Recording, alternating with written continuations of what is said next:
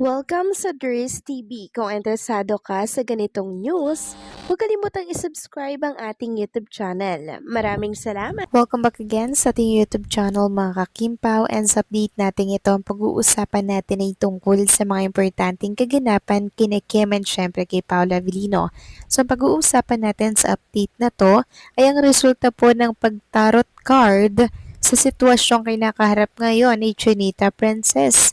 Mamaya pag-uusapan natin yan, medyo nakakilabot po ang update natin ito mga kakimpaw, pero sana po ay tapusin ninyo ito hanggang sa dulo. Pero bago pong lahat, maraming salamat po sa inyong patuloy na pag-support at pagsubaybay sa mga daily update natin. Kaya naman bilang pasasalamat, narito po ang isang napili kong komento patungkol ito sa naging previous update. Mula ito kay Ginang Shirley Alulod. Sabi niya, sana nga lang ay totoo na buntis si Kimi kasi nasa edad na siya.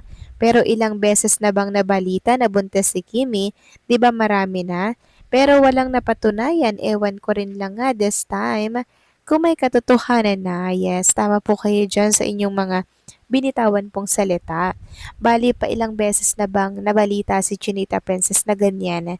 Kung baga sanay na si Chinita Princess sa ganitong issue, kaya naman ngayon ay dinededman na lamang po ni Chinita Princess ang tungkol dito. Pero this time, hindi na po kailangan ng pangdededma Kailangan na po talaga ng agarang aksyon, paliwanag, para po matapos na po ang usapin kesa pa naman na sanga-sanga, tapos kung ano-ano po ang ilikhang issue, di siya din po ang mababash niyan mga kakimpaw at nagkakaproblema. Kaya sana po mga kakimpaw ay linawin hanggat maaga pa ito ni Chinita Princess and syempre ni Paula Avellino. Pero ito lamang po mga kakimpaw ang maipapayo ko po sa lahat.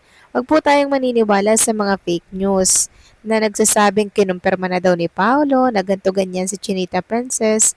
Wala pong kinukumpirma si Paula Avellino sa ganyang isyong kinakaharap ni Chinita Princess. Wala mga kakimpaw. Kasi kung meron, baka nauna pa akong mag-content nung tungkol doon.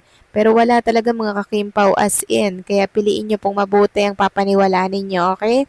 So maraming salamat po sa inyong komento. Ginang Shirley Alulod. God bless po sa inyo at mabuhay kayo. So ito na nga pag-usapan na natin mga kakimpa, mga topic na nakalap natin sa update na to. At unahin na nga nating pag-usapan ang tungkol nga dito sa takbo po ng botohan para po sa nomination ni Kim and ni Paolo Avellino sa Global Star Award. So still nangunguna pa rin po si Chinita Princess na mayroong 28.27%.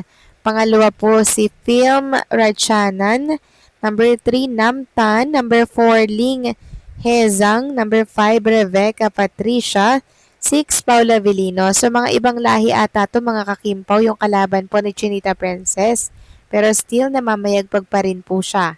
Samantalang Paula Avellino, ito po ang naging desisyon mga kakimpaw para po sa ating lahat na ikakatuwa po ng mga Kimpaw fans. Ayon nga sa isang post, si Paolo ang direktor sa last part ng Alibay the finale. Sinisigurado niya na di makakalimutan ng manonood at mga fans nilang ending ng The Alibay.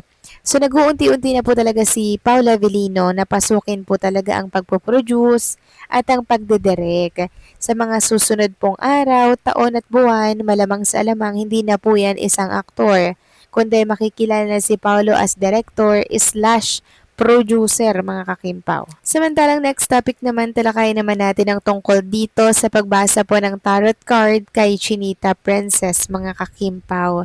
So binasahan po si Chinita Princess at sinagot kung ano daw yung sitwasyong pinagdadaanan ngayon.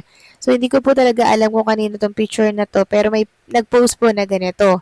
Sabi ng nagtarot sa sitwasyon ni Kimi, pinapakita daw ng baraha na confirm kung ano man yung nakikita natin ngayon sa kanya.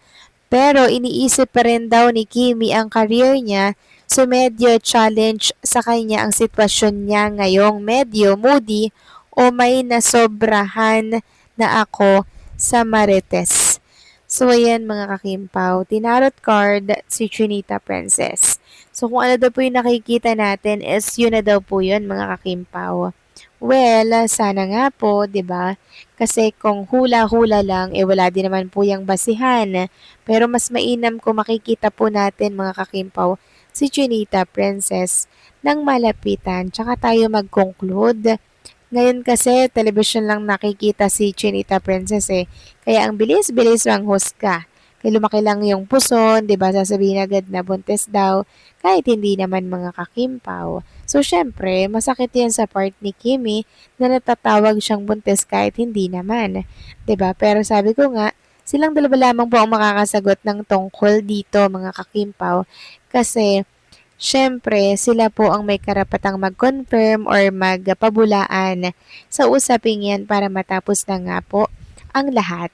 Pero kung ang lagay naman mga kakimpaw medyo naguguluhan po si Chinita Princess sa kanyang sitwasyon dahil nga po ang ganda ng kanyang career, 'di ba? Tapos kung sakali nga mga kakimpaw ay siya po ay Chonti, syempre nakakapanghinayang din naman yung career niya. Pero siyempre, hindi naman niya pwedeng bitawan yung kanyang anak. 'Di ba ang career kasi andyan lang yan.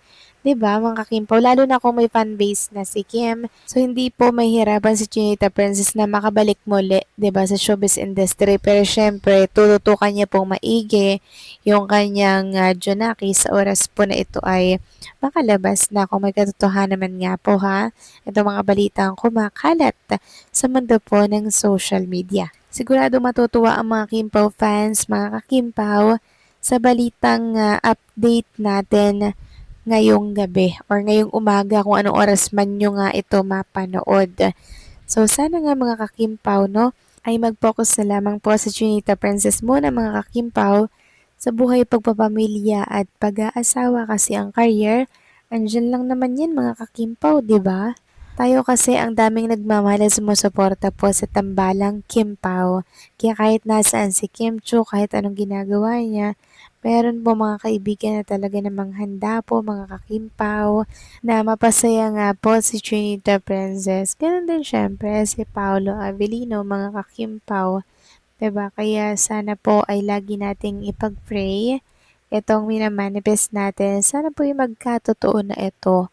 'Di ba? Kasi ito lang naman yung gusto nating mangyari and then the rest will follow mga kakimpaw. Kaya sana ikalma lang natin yung ating mga isipan at sarili, lalo na po mga kakimpaw, nang lumabas ang mga larawan at chat or post sa social media na ganito nga po mga kakimpaw, medyo nakakakilabot.